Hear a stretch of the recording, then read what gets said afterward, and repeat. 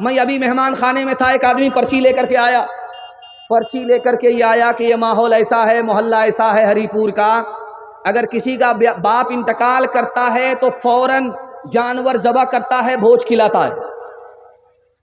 یہ بھوج کیسا ہے؟ افسوس کی بات ہے، سن کر کے افسوس ہوتا ہے، کلیجہ منہ کو آ جاتا ہے۔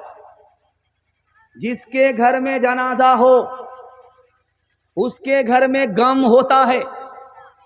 اللہ کے رسول نے کہا کہ لوگوں، جس کے گھر میں جنازہ اٹھا ہے اس کے گھر میں چولہا نہیں جل رہا ہے، 3 دنوں تک چولہا نہیں جلے گا، تم لوگ اپنے گھر میں کھانا پکاؤ اور کھانا لے کر کے وہ جنازہ مصیبت کے مارے لوگوں کو کھلاؤ۔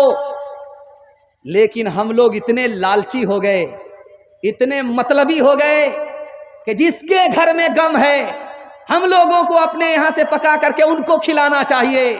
2 مٹھی اس کے جنازے کو ہم نے کیا مٹی دیا، قیمت وصول کرنے کے لیے اس کا ہی کھا رہے ہیں۔ یہ گنگا الٹی بہ رہی ہے، نقصان بیچارے مصیبت کے ماروں کا ہو رہا ہے۔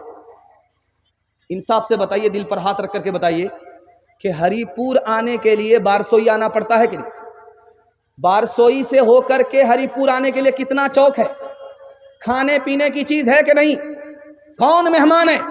کٹھیار سے آ رہا وہ مہمان ہے، کٹھیار سے جو آ رہا ہے 50 چوک سے گزرا ہے، 50 روپیہ اس کی جیب میں ضرور ہے، اس کے لیے بھی کھلانا جائز نہیں، چونکہ اس کے گھر میں غم ہے۔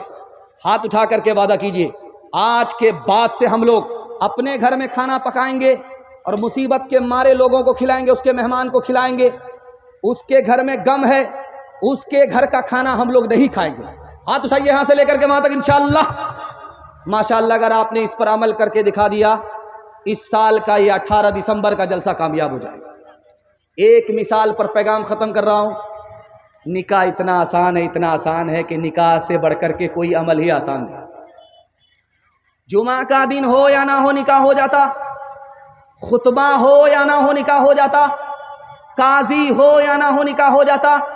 2 آدمی کی موجودگی میں لڑکا بولے مجھے لڑکی قبول، لڑکی بولے مجھے لڑکا قبول، نکاح ہو جاتا۔ میاں بیوی راضی تو کیا کرے گا قاضی؟ ہاتھ اٹھائیے، وعدہ کیجئے بیٹا کی شادی فری میں کریں گے انشاءاللہ۔ فری میں ملا تو اپنا، نہیں ملا تو سپنا۔ ہاتھ اٹھائیے انشاءاللہ۔ موت سے اپنا دامن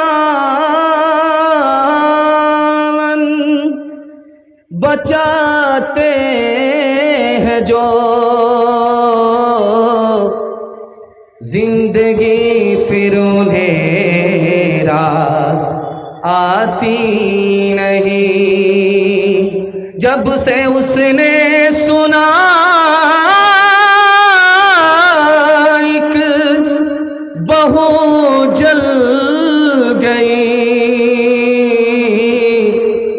ننھی بچی میری مسکراتی نہیں۔ ہے جہیز ایک لعنت اہل حق بتاتے ہیں، ہے جہیز ایک لعنت اہل حق بتاتے ہیں۔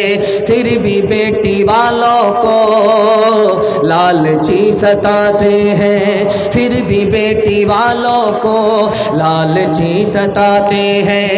دور تم سدا رہنا،